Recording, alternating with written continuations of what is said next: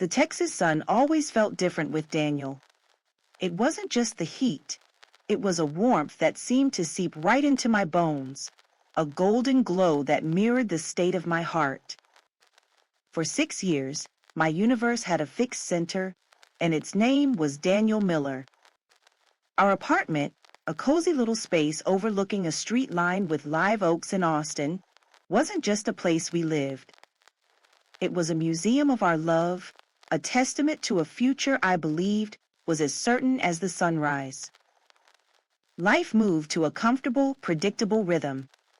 Mornings smelled of freshly brewed coffee, the kind Daniel knew I loved, dark and strong. He'd always pour my first cup into a chipped ceramic mug I'd bought at a flea market on our second date.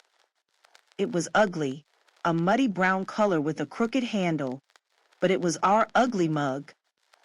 Evenings were quiet affairs, usually spent tangled together on our worn-out corduroy sofa, the city lights twinkling below us as we talk about everything and nothing. Our whispered plans for the future were my favorite lullaby. We didn't dream of riches or extravagant adventures. Our dreams were beautifully, reassuringly simple. A wedding, maybe in the hill country, with fairy lights strung between the trees, and only our closest friends and family in attendance. And then, a house. I could picture it so clearly, a charming single-story home with a sprawling backyard in one of the quieter Texas suburbs. I'd imagine a huge old oak tree, its branches reaching out like protective arms, a perfect spot for a tire swing.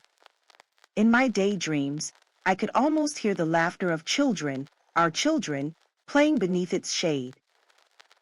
At 26, with trusting eyes and a heart I had given away completely, I was blissfully, naively happy.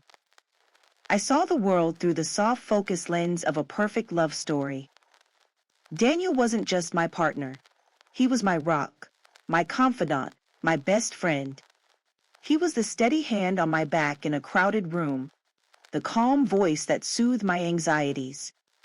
In my mind, the narrative of our life was already written, bound in leather with gold leaf pages, and every chapter was perfect. I was so sure, so utterly convinced, that I had found my forever. I had no idea that some stories are designed to be torn apart. The past often announces its return not with a bang, but with a quiet, unassuming digital chime. For me, it was a simple Facebook notification on a sleepy Tuesday afternoon. Jessica Collins has sent you a friend request. My finger hovered over the screen. Jessica.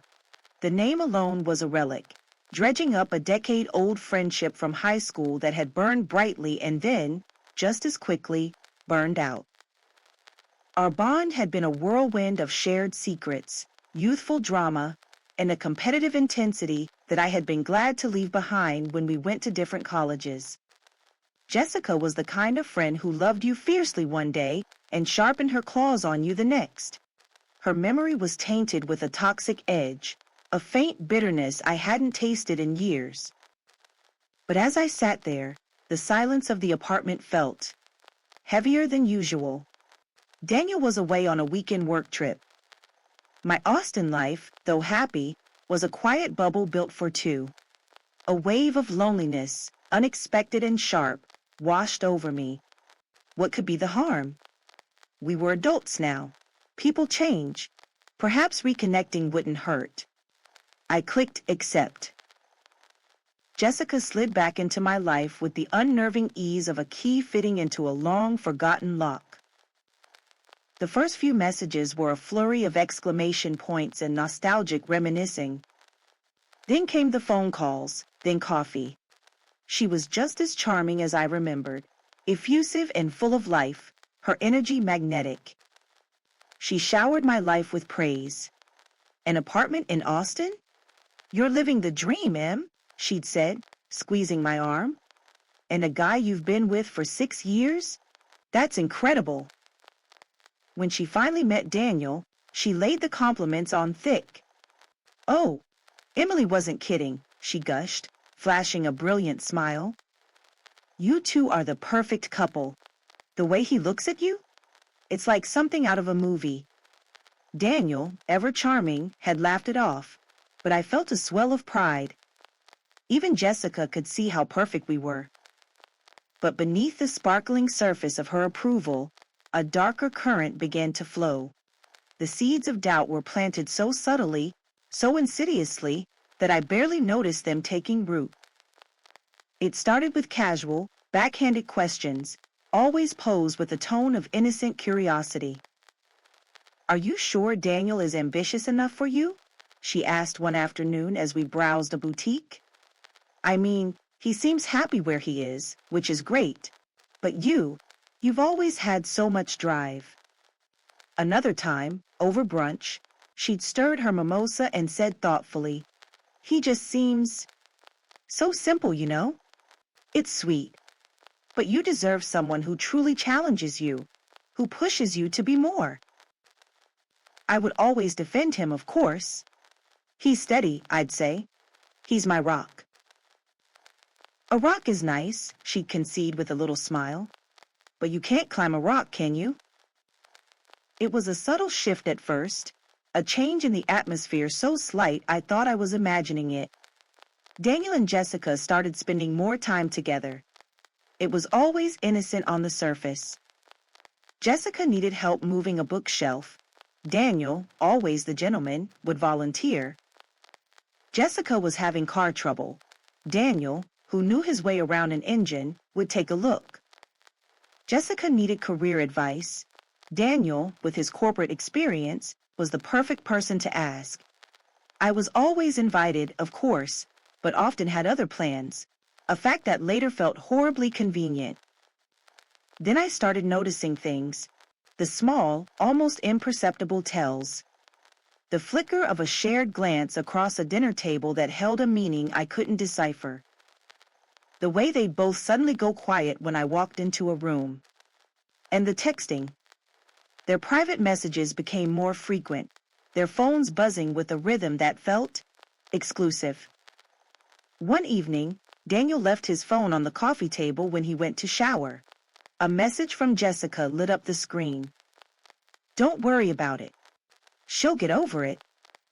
A cold knot of unease formed deep in my gut. When he came out, a towel slung around his waist, I confronted him. I tried to keep my voice steady, reasonable. I saw a message from Jessica. What did she mean? "I'll get over it." Daniel's face was a mask of weary confusion. He picked up the phone, scrolled through it, and sighed. "Oh, that. She was just worried you were upset that I offered to help her prep for her job interview this weekend. I told her you wouldn't mind. You're being a little dramatic, Em." When I pushed, his tone sharpened. "You're being crazy. Seriously. She's your friend, and she's going through a tough time. I'm just trying to be supportive." The next time I brought up my discomfort, Jessica was there. "Emily," she said, her face a perfect portrait of concern, her hand gently touching my arm. "You sound paranoid. We're just friends. I would never, ever do anything to hurt you. Are you feeling okay? You seem really stressed lately." They were a united front of calm, rational denial. They twisted my reality, expertly turning my valid concerns into evidence of my own instability. I was the one with the problem. I was the crazy one, the paranoid one, the insecure one. Every time I tried to hold on to my intuition, they would chip away at my confidence, leaving me questioning my own sanity. The two people I trusted most in the world were systematically, masterfully dismantling me. I started to believe them. I started to believe I was the one who was broken. The end didn't come with a fiery argument or a tearful confession. It came with the quiet, deliberate finality of a suitcase being packed on a Tuesday night. I stood in the doorway of our bedroom, watching Daniel fold his shirts into neat, impersonal squares. His movements were stiff, robotic. "What are you doing?" I asked, my voice barely a whisper. He didn't look at me. "I need some space, Emily." The words were flat, devoid of the emotion that had colored our 6 years together. I need time to think. My world imploded. It was a physical sensation, like the floor had dropped out from under me, leaving me in a dizzying, terrifying freefall. Think about what? Daniel, talk to me. We can fix this. Whatever it is, we can fix it. I reached for him, but he flinched away, and that small movement was more painful than a slap. I begged. I pleaded. I cried until my throat was raw, my words devolving into incoherent sobs. But I was talking to a stranger. The man I loved, the man who held my heart, was gone. In his place was this cold, distant figure who looked at me with something close to pity. He zipped the suitcase, walked past me without a word, and a few moments later, I heard the front door click shut. The silence he left behind was deafening. For an hour, maybe two, I didn't move. Then, a desperate, gut-wrenching instinct took hold. It wasn't a thought. It was a primal pull, a need to know. My hands were shaking so badly I could barely fit the key in the ignition. I drove through the familiar Austin streets, my vision blurred by tears. I didn't go to a friend's house. I didn't go to his parents. My car, as if on autopilot, took me straight to Jessica's. And there it was, parked right outside her nondescript apartment building. Daniel's car. The truth didn't dawn on me. It slammed into me with the force of a physical blow. It knocked the air from my lungs and left me gasping. My boyfriend, my best friend. The betrayal was so complete, so absolute, it felt surreal. In that moment of horrifying clarity, my phone buzzed in my hand. A notification from Facebook. Jessica Collins has blocked you. She had vanished from my life as quickly and easily as she had re-entered it, leaving behind a crater of smoking devastation. I had hit rock bottom, and I finally understood that they had been the ones who had pushed me. The weeks that followed were a colorless, formless blur of grief. I moved through my days like a ghost haunting the ruins of my own life. The Austin sun, which I had once loved, now felt mocking in its brightness. Our apartment, once a sanctuary, became a cage, every object a painful artifact of a life that was a lie. The ugly brown mug, the worn spot on the sofa, his scent, faint but still present, on his pillow. I was drowning in depression, the vibrant city of Austin a constant, suffocating reminder of what I had lost. Every corner, every coffee shop, every park held a memory, now tainted and grotesque. I knew, with a certainty that cut through the fog of my sorrow, that I couldn't heal there. I couldn't rebuild on fractured ground. I needed to escape. One night, unable to sleep, I found myself scrolling aimlessly on my laptop. A banner ad flashed across the screen. Define your future. Apply for an MBA at NYU. On impulse, driven by a surge of desperate resolve, I clicked it. It was a lifeline, a tangible step away from the wreckage of my past. I poured all my remaining energy into that application, writing my essays with a raw, painful honesty. It was less an application and more a declaration of intent. I will survive this. Getting accepted felt like the first deep breath I had taken in months. I packed up my life, sold what I could, and left the rest behind. I fled Austin with 2 suitcases and a shattered heart, heading for a city that promised brutal anonymity. New York was an unforgiving new world. The city didn't care about my broken heart. It was a relentless, roaring beast of concrete and ambition. I juggled a demanding course load with a series of part-time jobs, waitressing, tutoring, anything to make rent on a cramped apartment in Brooklyn that was a world away from my cozy Austin home. The days were grueling, a frantic race from class to work to the library. The nights were achingly lonely, the city's endless energy only highlighting my own profound solitude. But the hardship forged something new in me. Stripped of everything I thought I was, I discovered a core of unyielding steel I never knew I possessed. There was no one to lean on, no one to cry to. I had only myself, and in that solitude, in that struggle, I found my strength. I was no longer a victim of my story. I was becoming the author of a new one. The transformation wasn't a single dramatic event. It was a slow, deliberate process of rebuilding, brick by painful brick. I started to invest in myself with the same devotion I had once reserved for Daniel. I traded sleepless nights of replaying his betrayal for brutally early mornings at the university gym. The burn in my muscles was a welcome distraction from the ache in my heart, a pain I could control. With every pound I lifted, I felt myself growing stronger, not just physically, but mentally. I devoured books on leadership, finance, and corporate strategy, my classes becoming less of a requirement and more of a passion. I was determined to arm myself with knowledge, to build an intellect so sharp it could cut through any obstacle.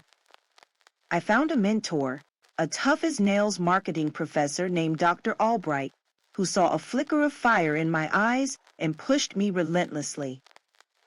"Stop feeling sorry for yourself, Carter," she'd say. "Use that anger.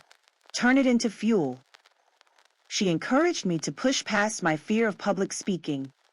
My voice shook during my first class presentation, but I got through it. Then I joined the case study competition team. The first competition was terrifying. I stood before a panel of stern-faced executives, my heart hammering against my ribs. But as I began to speak, to lay out my team's strategy, something shifted. The knowledge was there. The confidence, fragile but present, followed. We didn't win, but we placed.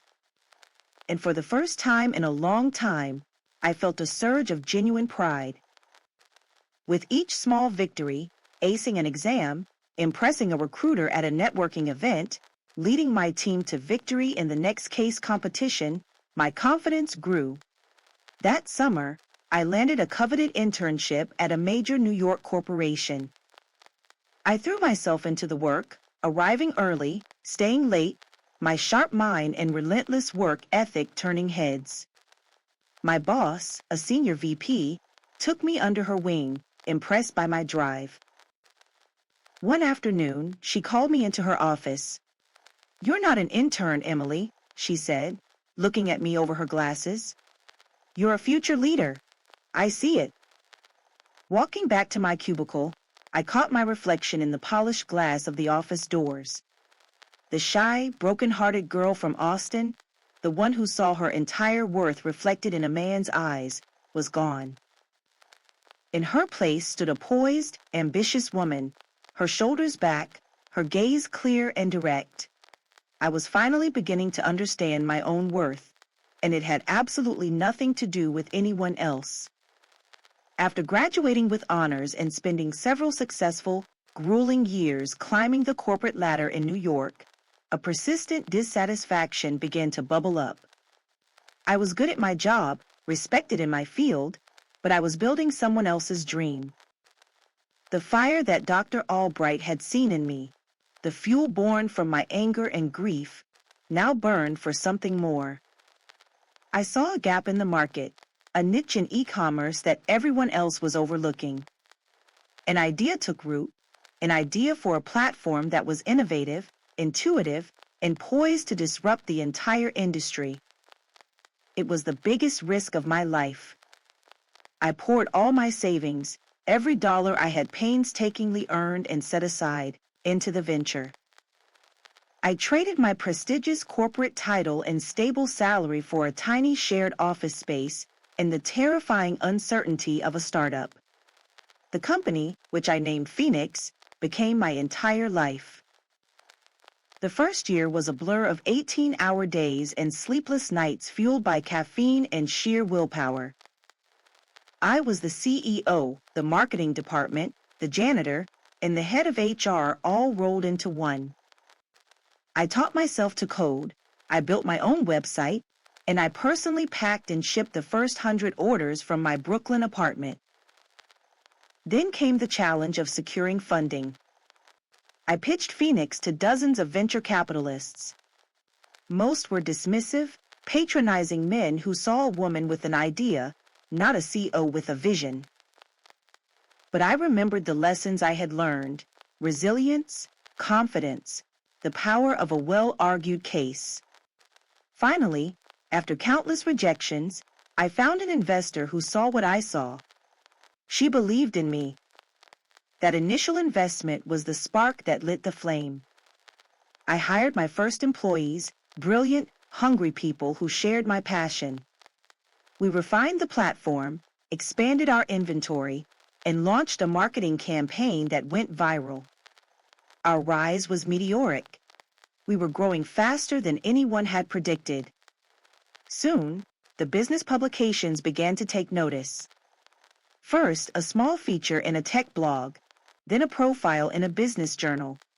One morning, I walked past a newsstand and saw my own face staring back at me from the cover of a major magazine. The headline read, "The Rising Star of E-Commerce: How Emily Carter Built an Empire from the Ashes." I bought a copy and read it in my corner office, the one with a panoramic view of the city I had once arrived in, broken and alone. Emily Carter, the woman who had once begged a man not to leave her, the woman who had been made to feel small and crazy, was now a young, powerful CEO. I hadn't just conquered a city, I had conquered the ghosts of my past. Success is a relentless engine. It always demands more fuel, more territory. As Phoenix continued its explosive growth, the next logical step was expansion. We needed a new hub, a second headquarters to handle our growing logistics and tap into a new tech market. Our analysts presented several options, but one city stood out for its booming tech scene, its favorable business climate, and its talent pool: Austin, Texas. The name hit me like a physical jolt. My team saw a strategic business decision. I saw a ghost town, a place I had fled in disgrace. The idea of going back was terrifying. But as I considered it, another feeling began to surface: a cold, quiet resolve. I wasn't that broken girl anymore. Returning to Austin wouldn't be a retreat, it would be a reclamation. I would return not as a fugitive from a broken heart, but as a conqueror on her own terms. "We're opening a branch in Austin," I announced at our next board meeting, my voice betraying none of my internal turmoil. The process of setting up the new office was a whirlwind. I flew back and forth, scouting locations, overseeing construction, and leading the hiring process. It was strange, walking the streets that had once been the backdrop to my deepest pain. They felt different now, smaller. The memories were still there, but they had lost their power over me. They were just faded photographs from someone else's life. I insisted on reviewing the final round of applicants for key positions myself. As I sat in my temporary office one afternoon, scrolling through the list of new hires that HR had approved, two names leaped off the page, side by side. Daniel Miller, Project Manager. Jessica Collins, Marketing Associate. The air left my lungs. It couldn't be. A cold shock, electric and sharp, ran through me. I pulled up their resumes, and my heart hammered against my ribs. It was them. Their work histories were a patchwork of failed ventures and short-lived jobs. A failed consulting firm they had started together, a string of unremarkable corporate positions. Their lives, it seemed, were a portrait of mediocrity. Now, desperate for work, the two people who had shattered my world, who had conspired to dismantle my sanity, were seeking employment at my company. A dark, bitter irony washed over me. I leaned back in my chair, a slow, cold smile spreading across my face. HR, I said into my intercom, my voice perfectly calm. Confirm the offers for Miller and Collins. I'd like to meet them on their first day. Their first day at the Phoenix Austin office was a masterclass in silent, horrified realization. I had arranged for the new hires to be given a tour, which would culminate in the main conference room for a welcome from the executive team. I was already seated at the head of the long, polished table when they were led inside. I watched them as they filed in, laughing and chatting with their new colleagues. Jessica saw me first. Her smile froze, then collapsed. The color drained from her face, leaving a sickly, pale mask. She nudged Daniel, who followed her gaze. His jaw went slack. For a long, silent moment, the two of them just stood there, paralyzed, as the room buzzed with introductions. When the head of the Austin office introduced me, the moment was cinematic. And of course, I'd like you all to welcome our founder and CEO, Emily Carter. I stood up, my expression placid, professional.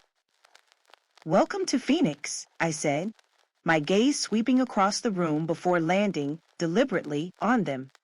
We're thrilled to have you all on board. The blood had completely drained from their faces. They looked like they had seen a ghost. My revenge was not loud or vindictive. It was quiet, professional, and impeccably executed. I didn't need to shout or recriminate. My power was inherent in my position, in the very fact that their paychecks now bore my signature. I made sure they were assigned to my direct oversight on one of the most challenging, high-pressure projects on our docket, a full-scale market rebranding. I held them to the same impossibly high standards I held for myself and everyone else. Their work was scrutinized, their deadlines were unforgiving, and their failures were noted. In team meetings, I masterfully wove themes of integrity, transparency, and loyalty into my speeches about corporate culture. At Phoenix, we value radical honesty, I'd say, looking directly at Jessica. We don't tolerate hidden agendas. Or, a team is built on trust. Without it, you have nothing, my eyes flicking to Daniel. My words were never personal, always framed within a business context, but they landed like targeted strikes. I forced them to exist in a state of constant, unbearable tension and shame. They had to watch me succeed, to listen to my team praise my leadership, to be a part of the empire I had built from the ashes of the life they had helped burn down. They were working under the authority of the woman they had so casually, so cruelly, destroyed.